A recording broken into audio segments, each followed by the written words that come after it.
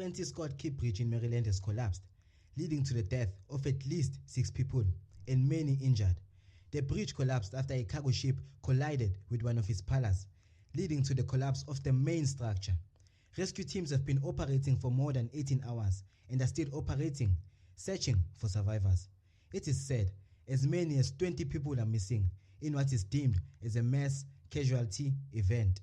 The bridge has been operating for more than 50 years and is the longest bridge in Maryland. The FBI are still investigating what caused the ship to hit the bridge, though there are many speculations.